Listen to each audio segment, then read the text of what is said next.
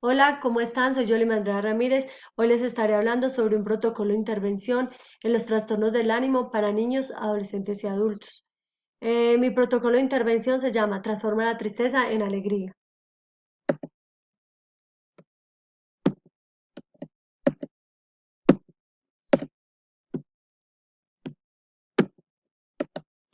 La población objeto. Los trastornos depresivos afectan a cualquier tipo de persona, edad, condición económica, nivel educativo o cultural. Em, Algunos estudios arrojan que tiene una mayor prevalencia en adultos mayores, pero pues no se quedan atrás ni los niños ni los adolescentes. Y la depresión mayor es además uno de los factores principales de riesgo de suicidios en los adultos, los adolescentes, sobre todo en los varones. Las técnicas de intervención para el caso de los trastornos del estado del ánimo que elegí fueron detección del pensamiento, entrenamiento en autoinstrucción y reestructuración cognitiva. Bueno, la detección del pensamiento. Esta técnica consiste en interrumpir los pensamientos rumiativos y reemplazarlos por otra palabra asociada. Em, Todo ello conduce a reducir la cadena de pensamientos que se acompañan de emociones negativas. Los pasos de la detección del pensamiento es la toma de conciencia de lo que se está haciendo.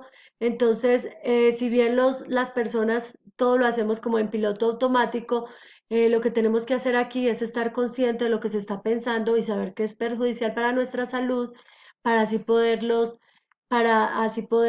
sustituir. Entonces, para ello tenemos que escucharnos, prestar atención de todo lo que nos está pasando por la cabeza. Detén tu pensamiento. Entonces, cada vez que sintamos estos pensamientos, detenerlos y decir en voz alta o en voz baja, ya, detente, stop, para de una vez. Y el otro punto es sustituirlo.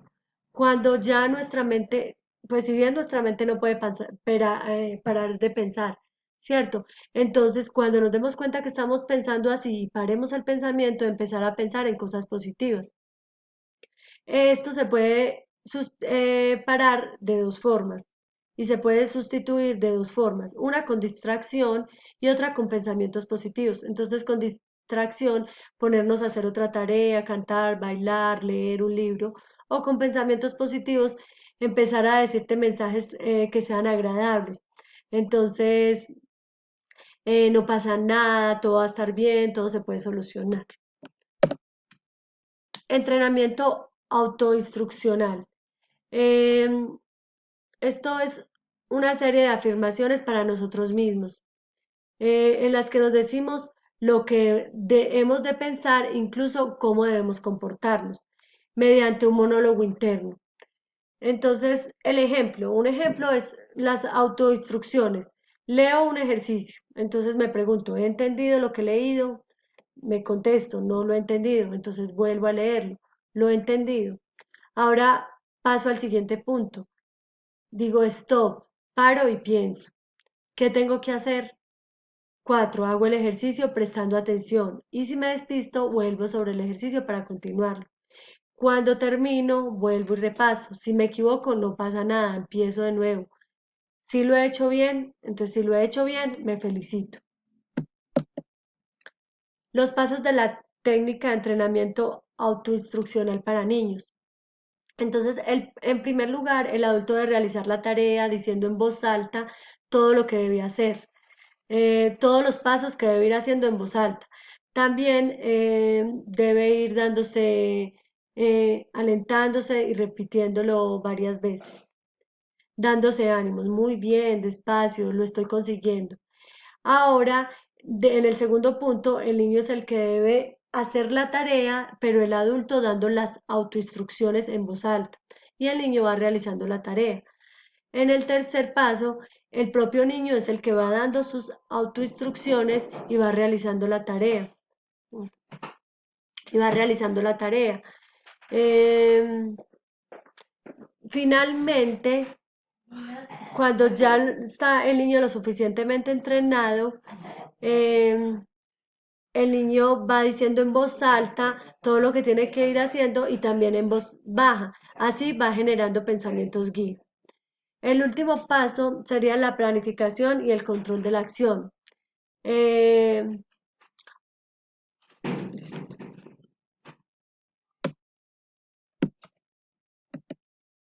Listo, la reestructuración cognitiva. Esta consiste en que el cliente, con la ayuda del terapeuta, identifique y cuestione los pensamientos desadaptativos. De este modo queden constituidos por algunos más apropiados. Y hasta que se reduzca o se elimine así la perturbación emocional.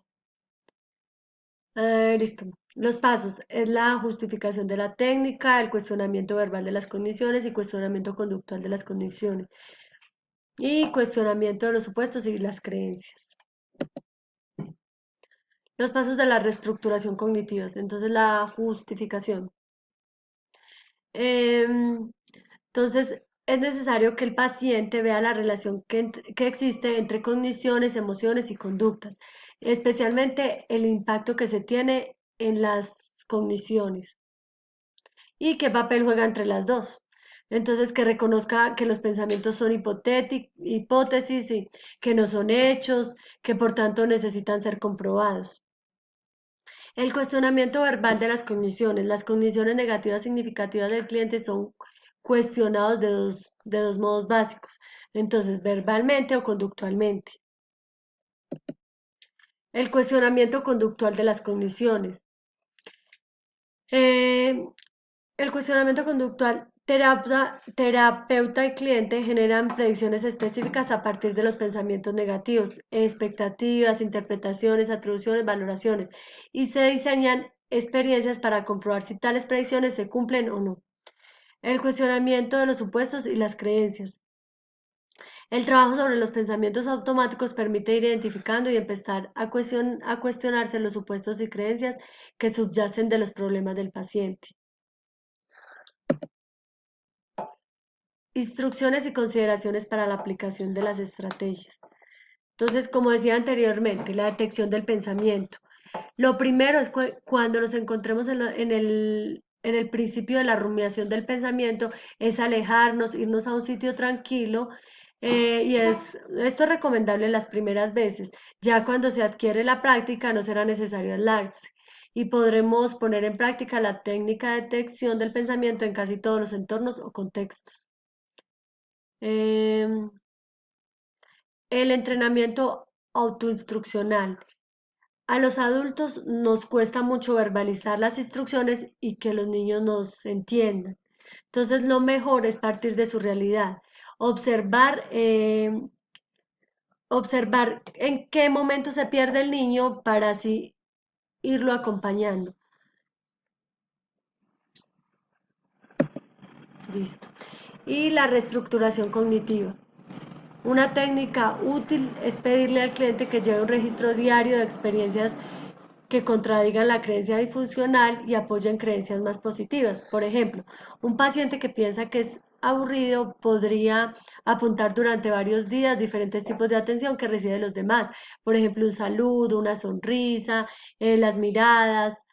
Este registro podría ir acompañado de casos que considerarse necesario de instrucciones para atender y corresponder a los demás, lo cual facilitará respuestas por parte de estos que contribuirán a desmontar la creencia originada. Listo, las estrategias para evaluar al iniciar y al finalizar para poder establecer el cambio logrado producto de la intervención realizada. Entonces, al iniciar y al finalizar el tratamiento, al iniciar la evaluación y al finalizar el tratamiento, se aplicará una escala de autoevaluación para la depresión de Jung. Em, es un cuestionario corto que se autoadministra para valorar qué tan deprimido se encuentra el paciente.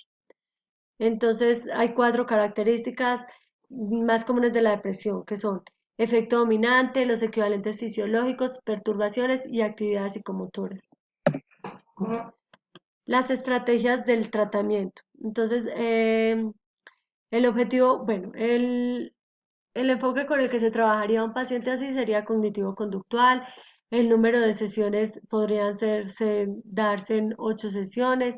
El objetivo de la primera sesión sería entrenar al paciente en la técnica de atención del pensamiento para que acabe excluyendo cualquier pensamiento rumiativo, indeseable o improductivo. Bueno, la sesión 1 se haría la entrevista diagnóstica, la aplicación de la escala de autoevaluación de depresión de Jung. En la sesión 2, la formulación del caso para el paciente, la psicoeducación, explicándole las estrategias que se van a aplicar para mejorar la molestia y la explicación detallada de la primera técnica, de la detección del pensamiento. En la sesión 3 podríamos hacer una aplicación de la primera técnica, la detección del pensamiento, tomar conciencia de lo que se está haciendo, detener el pensamiento y sustituirlo. Trabajar en 2 sesiones las técnicas de autoinstrucciones. Entonces, el objetivo es enseñar los pasos de la técnica de autoinstrucciones de Baum, donde el terapeuta ejecuta la tarea y las verbalizaciones para especificar o definir la tarea que se está realizando en base al criterio de la tarea, el plan a seguir y los pasos que se necesitan para que el paciente pueda autorregularse. La sesión 4, la explicación y entrenamiento de la segunda técnica de autoinstrucciones. Entrenar el paso de la técnica de autoinstrucciones.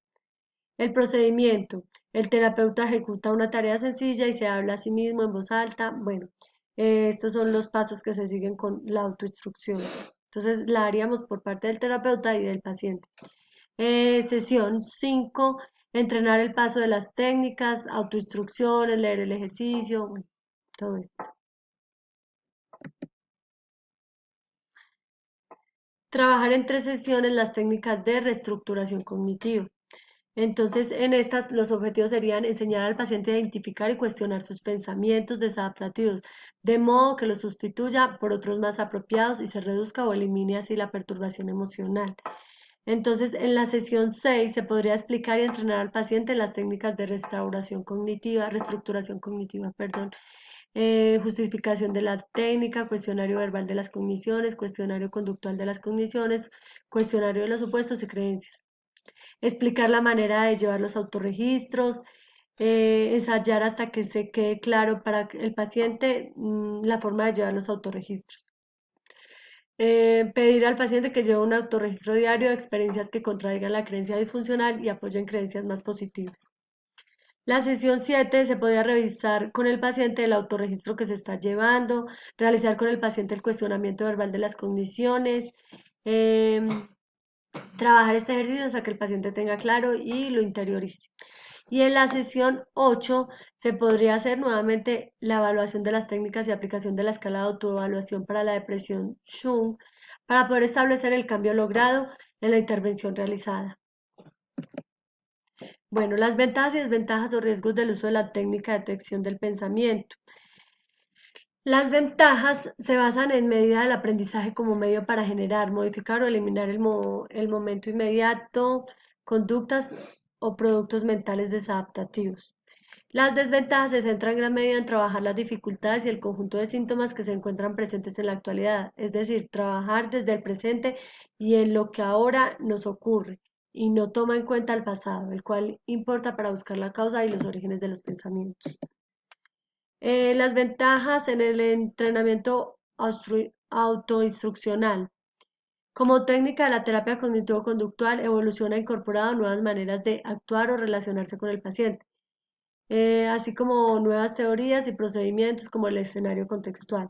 Pretende dar instrumentos al sujeto para que por sí mismo pueda hacer frente o modificar aquello que genera malestar. Y desventajas. Se ha observado que la técnica funciona mejor que otros enfoques, pero que se ha presentado poca atención al porqué. Y en la reestructuración cognitiva, las ventajas, los pensamientos, creencias, perspectivas y capacidades, así como la manera en que procesamos la información del entorno, resulta analizable y trabajable. Y las desventajas, se ha descubierto que los pacientes con mayor niveles de pensamiento disfuncional responden con dificultad a la técnica de la reestructuración cognitiva. Uso de la técnica para tratar la depresión e implicaciones éticas. Listo. Los resultados son más de 80 estudios controlados realizados, arrojan que estas pruebas clínicas son consistentes y han mostrado efectividad para la depresión. Sin embargo, y a pesar del énfasis explícito de la terapia